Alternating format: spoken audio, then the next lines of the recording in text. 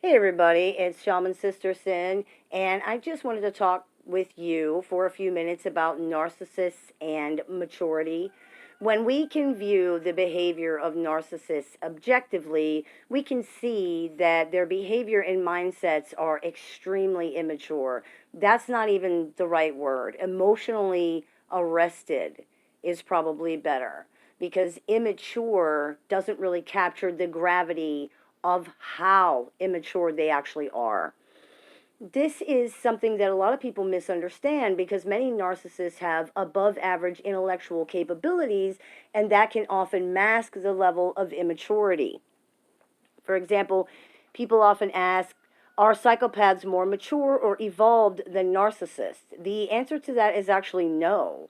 This misunderstanding comes from the fact that psychopaths generally have less emotional volatility than non psychopathic narcissists. And we're phrasing it that way because while all psychopaths are narcissists, not all narcissists are psychopaths. People interpret that lack of emotional volatility to mean that psychopaths are more mature than narcissists because we view being able to control your emotions as maturity. The level of egocentricity and arrested emotional development in the psychopath's personality is the same as narcissists or worse. What we view as being able to control their emotions is a misinterpretation predicated on the idea that the emotions are there in the first place. Narcissists have many, many ego conflicts, but psychopathic narcissists do not. Psychopaths are so arrested emotionally that all they have are primary emotions like fear and rage, which they have long since learned to ignore or to hide. And remember, narcissistic pathology has nothing to do with intelligence. There are many highly intelligent narcissists and psychopaths. There are also many that are not very intelligent at all. Emotional maturity and empathy have nothing to do with intelligence or intellectual capability either. A person can be extremely intelligent and completely emotionally immature. Their intelligence may enable them to develop better parallel abilities or enable them to hide their enormous difficulties better, but these things are not really directly related. One can compensate for the other. People often get confused about how these two things can coexist, but it's important to remember that someone having the emotional capabilities of a child does not mean they have the intellectual capabilities of a child. It's not the same.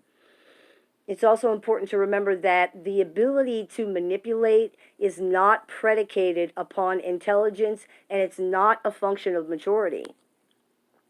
Manipulation is not a function of maturity. People learn to manipulate because they have to learn. As children, they are unable to meet their own needs and verbalize them or do, it's very difficult to communicate for a baby. They can cry, and that's about it.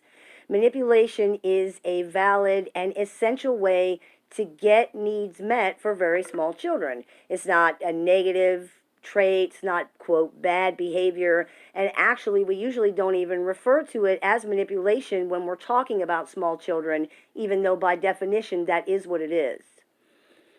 When someone matures, they learn how to ask for what they need. They learn to meet their own needs for themselves, and they're no longer dependent on other people to do that for them. If this does not happen, the person will continue to be manipulative because they have learned no other way to survive. They depend on other people to take care of their needs for them, and they don't know any other way to force people to do this. Many people believe that narcissists and psychopaths must be so evolved and intelligent in order to carry out manipulation. But this is something that toddlers do.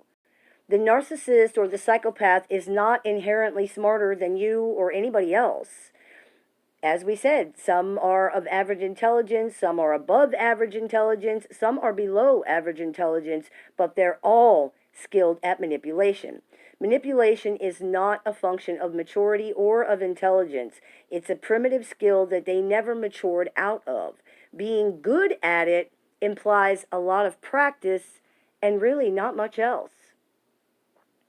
So I hope that clears a few things up for you. May the Great Spirit bless you, and y'all have a beautiful day.